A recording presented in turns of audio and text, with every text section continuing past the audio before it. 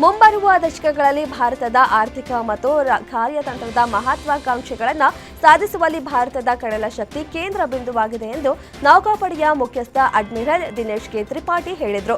ದೇಶ $5 ಟ್ರಿಲಿಯನ್ ಆರ್ಥಿಕತೆಗೆ ತಲುಪಲು ಮತ್ತು 2047ರ ವೇಳೆಗೆ ವಿಕಸಿತ ಭಾರತವಾಗುವ ಗುರಿಯನ್ನ ಸಮುದ್ರದ ಮೂಲಕವೇ ಸಾಧಿಸಲಾಗುವುದು ಎಂದರು.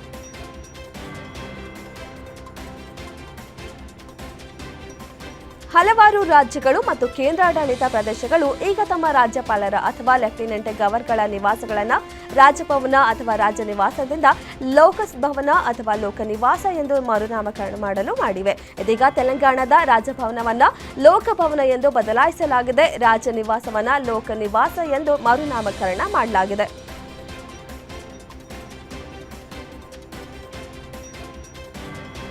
ಕಾಣೆಯಾದ 5 ರೋಹಿಂಗ್ಯಾಗಳನ್ನು ಪತ್ತೆ ಹಚ್ಚಲು ಕೋರಿದ ಅರ್ಜಿಯ ಬಗ್ಗೆ ಕಠಿಣವಾಗಿ ಪ್ರತಿಕ್ರಿಯಿಸಿದ ಸುಪ್ರೀಂ ಕೋರ್ಟ್ ಮುಖ್ಯ ನ್ಯಾಯಮೂರ್ತಿ ಸೂರ್ಯಕಾಂತ್, ಭಾರತ ದೇಶವು ಅಕ್ರಮ ವಲಸಿಗರಿಗೆ ರೆಡ್ ಕಾರ್ಪೆಟ್ ಹಾಸಬೇಕೆ ಎಂದು ಕೇಳಿದ್ದಾರೆ. ಯಾರಾದರೂ ಅಕ್ರಮವಾಗಿ ಪ್ರವೇಶಿಸಿದರೆ ಅವರನ್ನ ದೇಶದಲ್ಲಿ ಇರಿಸಿಕೊಳ್ಳಲು ಜವಾಬ್ದಾರಿ ರಾಜ್ಯಕ್ಕೆ ಇದೆಯಾ ಎಂದು ಮುಖ್ಯ ನ್ಯಾಯಮೂರ್ತಿ ಸೂರ್ಯಕಾಂತ್ ಕೇಳಿದ್ದಾರೆ. ರೋಹಿಂಗ್ಯಾಗಳ ಅಕ್ರಮ ಪ್ರವೇಶದ ಬಗ್ಗೆ ಸುಪ್ರೀಂ ಕೋರ್ಟ್ ಪ್ರಶ್ನೆ ಮಾಡಿದೆ.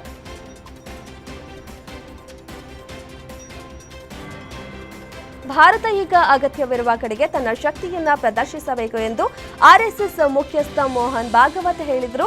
ಪುಣೆಯಲ್ಲಿ ರಾಷ್ಟ್ರೀಯ ಸ್ವಯಂ ಸೇವಕ ಸಂಘದ 100 ವರ್ಷ ಆಚರಣೆ ಕಾರ್ಯಕ್ರಮದಲ್ಲಿ ಮಾತನಾಡಿದ ಅವರು, ಜಯಂತಿಗಳು ಅಥವಾ ಶತಮಾನೋತ್ಸವಗಳಂತಹ ಮೈಲುಗಲ್ಲುಗಳನ್ನು ಆಚರಿಸಲು ಯಾರು ಎದುರು ನೋಡಬಾರದು. ನಿಗದಿತ ಸಮಯದ ಒಳಗೆ ನೀಡಲಾದ ಕಾರ್ಯವನ್ನ ಪೂರ್ಣಗೊಳಿಸುವ ಗುರಿಯನ್ನ ಹೊಂದಿರಬೇಕು ಎಂದು ತಿಳಿಸಿದರು.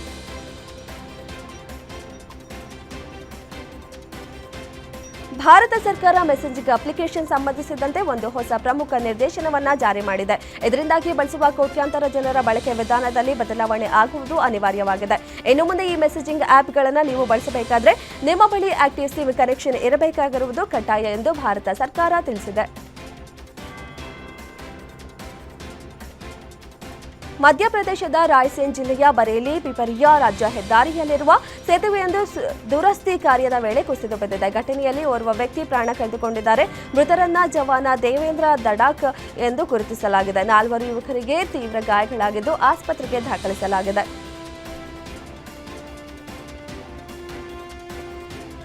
ಮಧ್ಯಪ್ರದೇಶದ ಪನ್ನಾ ಹುಲಿ ಸಂಸ್ಕರಣಾ ಅರಣ್ಯದಲ್ಲಿ ಸಫಾರಿಯ ವೇಳೆ ಪ್ರವಾಸಿಗರು ಅತಿರೇಕದ ವರ್ತನೆ ತೋರಿದ್ದಾರೆ. ಹುಲಿಗಳ ಗುಂಪೊಂದು ಕಾಣಿಸಿಕೊಂಡಾಗ ಅವುಗಳನ್ನು ಅಡ್ಡಗಟ್ಟಿ ಸೆಲ್ಫಿ ತೆಗೆದುಕೊಂಡಿದ್ದಾರೆ. ಈ ಘಟನೆಯ ವಿಡಿಯೋ ವೈರಲ್ ಆಗಿದ್ದು ಇದೀಗ ಆತಂಕಕ್ಕೆ ಕಾರಣವಾಗಿದೆ. ಅಪಾಯಕಾರಿಯಾಗಿ ಹತ್ತಿರದಿಂದ ಹುಲಿಗಳ ಗುಂಪನ್ನು ವೀಕ್ಷಿಸುತ್ತಾ ಹುಚ್ಚಾಟ ಮೆರೆದಿದ್ದು ಇದು ಪ್ರವಾಸಿಗರ ಸುರಕ್ಷತೆ ಮತ್ತು ಉದ್ಯಾನವನ ನಿರ್ವಹಣೆಯ ಬಗ್ಗೆ ಆತಂಕಕ್ಕೆ ಒಳಗಾಗುವಂತೆ ಮಾಡಿದೆ.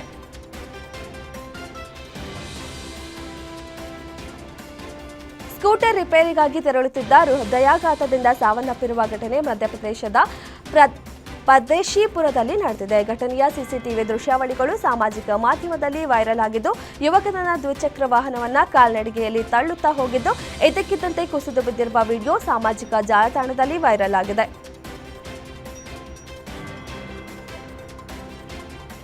ಚೆನ್ನೈನ ಮೆಟ್ರೋ ನಿಲ್ದಾಣದಲ್ಲಿ ಇದ್ದಕ್ಕಿದ್ದಂತೆ ಮೆಟ್ರೋ ಸ್ಥಗಿತಗೊಂಡು ತೀವ್ರ ಆತಂಕ ಮೂಡಿಸಿತ್ತು. ಚೆನ್ನೈ ಮೆಟ್ರೋ ರೈಲಿನಲ್ಲಿ ಚಲಿಸುತ್ತಿದ್ದ 20 ಪ್ರಯಾಣಿಕರು ಸೆಂಟ್ರಲ್ ಹೈಕೋರ್ಟ್ ನಿಲ್ದಾಣಗಳ ನಡುವಿನ ಸುರಂಗದ ಮೂಲಕ ಹೊರಬಂದಿದ್ದಾರೆ. ರೈಲಿನಲ್ಲಿದ್ದ 2 ನಿಯಂತ್ರಣ ಬ್ಯಾಟರಿ ಹಾಳಾಗಿದ್ದ ಹಿನ್ನೆಲೆ ಈ ಅವಘಡ ಸಂಭವಿಸಿದೆ. ಹೈಕೋರ್ಟ್ ಮತ್ತು ಸೆಂಟ್ರಲ್ ಸ್ಟೇಷನ್ಗಳ ನಡುವೆ ನಡೆದ ಘಟನೆಯು ಪ್ರಯಾಣಿಕರಲ್ಲಿ ತೀವ್ರ ಆತಂಕ ಮೂಡಿಸಿತ್ತು.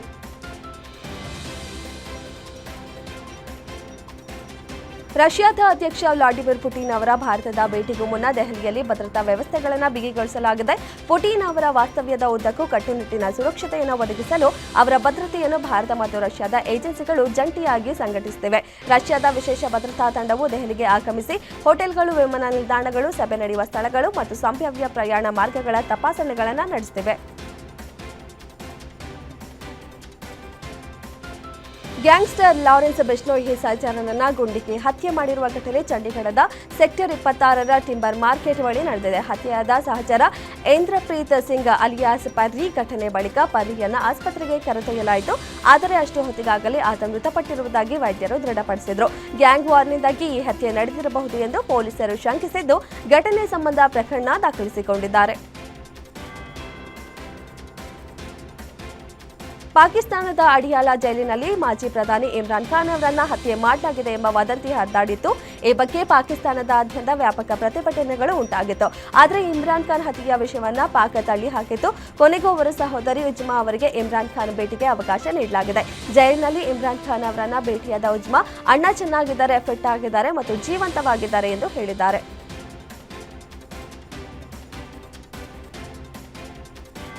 ದಿತ್ವಾ ಚಂಡಮಾರುತಕ್ಕೆ ನೆರೆಯ ಶ್ರೀಲಂಕಾ ದೇಶ ನಡುಗೆ ಹೋಗಿದೆ. ಭೀಕರ ಪ್ರವಾಹ ಮತ್ತು ಭೂಕುಸಿತಗಳನ್ನು ಉಂಟು ಮಾಡಿದ ನಂತರ ಶ್ರೀಲಂಕಾ ದಶಕಗಳಲ್ಲಿಯೇ ಅತ್ಯಂತ ಭೀಕರವಾದ ಪ್ರವಾಹ ವಿಪತ್ತನ್ನು ಎದುರಿಸುತ್ತಿದೆ. ದುರಂತದಲ್ಲಿ 400ಕ್ಕೂ ಹೆಚ್ಚು ಮಂದಿ ಬಲಿಯಾಗಿದ್ದು ಅನೇಕರು ನಾಪತ್ತೆಯಾಗಿದ್ದಾರೆ. ನೆರೆಯ ರಾಷ್ಟ್ರದ ಈ ಸಂಕಷ್ಟ ಪರಿಸ್ಥಿತಿಯಲ್ಲಿ ಭಾರತ ಸಹಾಯ ಹಸ್ತ ಚಾಚಿದೆ. ಶ್ರೀಲಂಕಾದ ಜನರು ಭಾರತ ಮತ್ತು ಇಲ್ಲಿನ ಸೈನಿಕರ ಸಕಾಲದ ಬೆಂಬಲಕ್ಕೆ ಧನ್ಯವಾದ ಸಲ್ಲಿಸಿದ್ದಾರೆ. ದಿತ್ವಾ ಚಂಡಮಾರುತದಿಂದ ಸಂಕಷ್ಟಕ್ಕೆ ಈಡಾಗಿರೋ ಶ್ರೀಲಂಕಾಗೆ ಪಾಕಿಸ್ತಾನವು ಪರಿಹಾರ ಸಾಮಗ್ರಿಗಳನ್ನು ಕಳುಹಿಸಿತ್ತು.